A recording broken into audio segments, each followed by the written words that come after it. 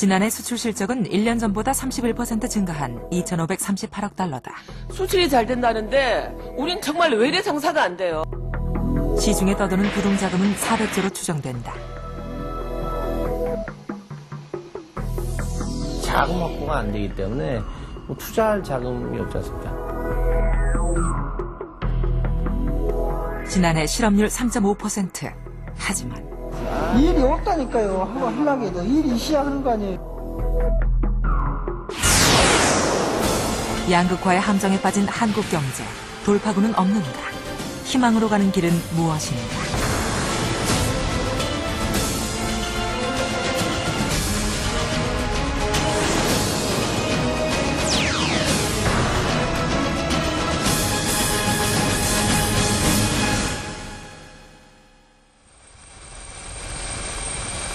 주가가 1000포인트를 넘어섰다. 지난해 수출 실적은 우리나라 경제 사상 최고치다. 백화점과 고급 매장의 매출이 다시 오르고 산업 생산도 증가하는 등 경기 회복의 조짐이 나타나고 있다. 하지만 2년 연속 민간 소비는 감소를 기록했다. 이는 통계를 작성하기 시작한 이후 처음 있는 일이다. 내수를 기반으로 하는 중소기업들은 극심한 어려움을 겪고 있고 서민들이 느끼는 경기는 최악이다. 이제 양극화는 한국 경제를 설명하는 데 없어서는 안 되는 중요한 단어가 되어버렸다. 이제 더 이상 내버려 둘 수 없을 만큼 중요한 경쟁력 약화 요인이 되고 있는 겁니다. 이 문제를 풀지 않으면 경제 성장 자체가 불가능하다 하는 인식에서 이 양극화 현상이라는 게 이제 경제 문제가 되는 겁니다. 투자할 곳을 찾지 못하고 떠도는 돈이 전체 금융기관 수신 금액의 절반에 이른다고 한다. 그러나 중소기업들은 자금 부족으로 고사위기다. 형편이 좋은 대기업의 투자는 해외에 집중되고 중소기업은 생산과 고용을 줄여야만 하는 처지다. 기업의 투자 증가율이 감소하는 것도 문제고요. 내용적으로 봐도 새로운 사업이라든가 신상품 투자보다는 주로 있는 시설을 대체하는 그런 투자 중심으로 바뀌고 있기 때문에 기업의 투자의 질도 조금 나빠지고 있다고 생각합니다. 외환위기 때 줄어든 일자리는 늘어날 기미를 보이지 않는다. 정리해고는 일상적인 일이 되어버렸다. 또한 지난해 10가구 중 3가구는 빚이 늘었다. 변변한 일자리가 많지 않은 탓이다.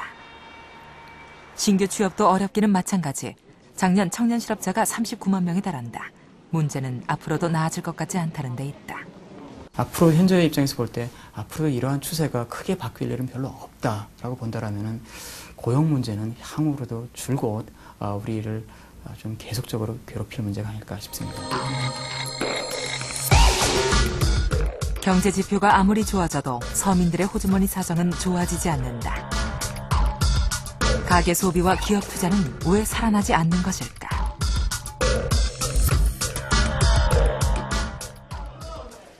OECD 정식 회원국이 된 지 1년 뒤인 97년.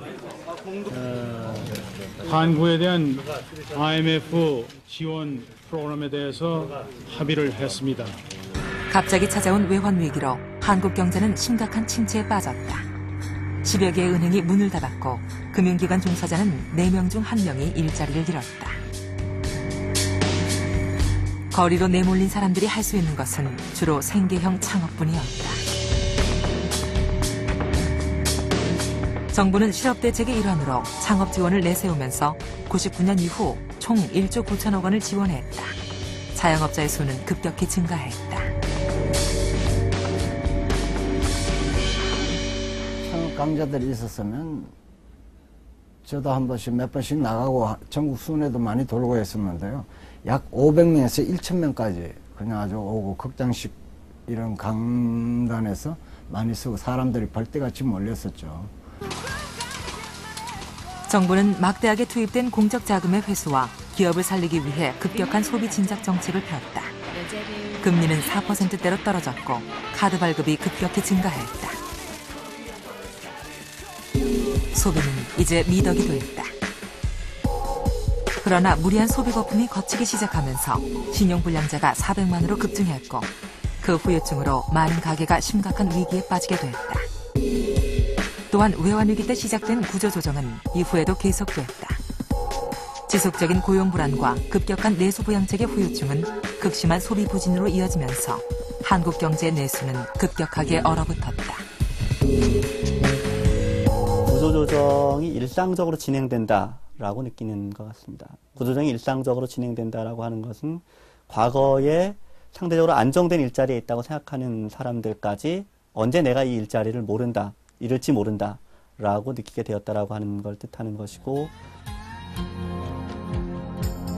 급격한 소비 부진은 내수 부진으로 이어지고 이는 내수를 기반으로 하는 자영업자들과 중소기업의 부실로 연결됐다.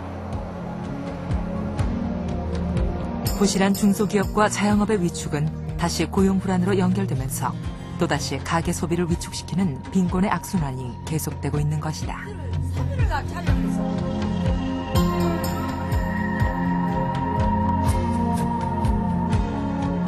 외환 위기를 극복하는 과정에서 근본적인 조급증 때문에 우리가 저지른 실책 때문이라고 볼 수 있습니다.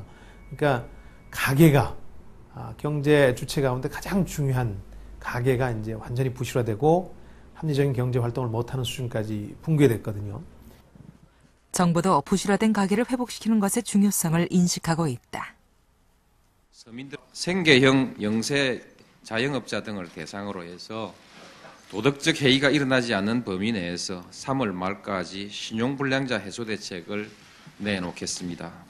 그동안 도덕적 지난 해이가 1월 두려워서 정부는 신용불량자 등을 대상으로 하는 특단의 대책을 3월 말까지 마련하겠다고 했다. 부실화된 가계 부문이 정상적으로 기능할 수 있도록 별도의 정책을 제시하겠다는 것이다.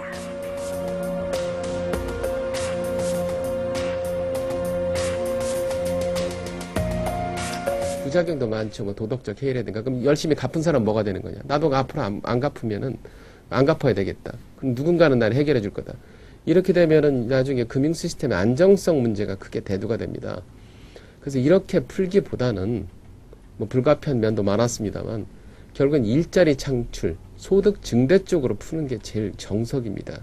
사회적 일자리라는 형태로 우선은 새로운 일자리를 창출하는 어떤 정책으로서 출발하지만 이렇게 해서 여기 참여하시는 분들이 소득을 통해서 소비를 하게 되면 결국 이제 내수를 살리는 어떤 기제로서 작용을 하게 될 테고 그러면 다시 그걸 가지고 기업이 재투자할 수 있는 여건이 형성되지 않을까.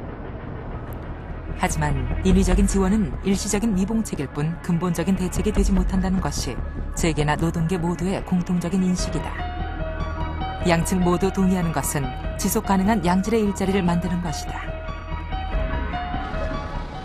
외환 위기 과정을 거치면서 우리 기업들은 세계 시장의 무한 경쟁 체제에 그대로 노출됐다.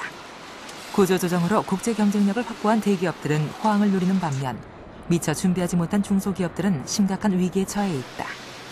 이는 외환 위기를 거치면서 기업에 불어닥친 세계화의 파고와 중국의 등장 때문이었다. 세계화되면서 그 세계 거대한 개방 파고에 잘 적응하는 대기업이 있는 반면에 거기에 이제 피해를 보고 있는 중소 내수형 기업들이 발생하기 때문에 양극화 발생한 원인 중 하나고, 중국에 많은 물건이 수입되면서 과거에 그런 물건들을 생산하던 업체들이 다 주고 나가는 것이죠. 그런 어떤 구조적 문제가 발생하고 있는 것이죠. 대기업의 세계화는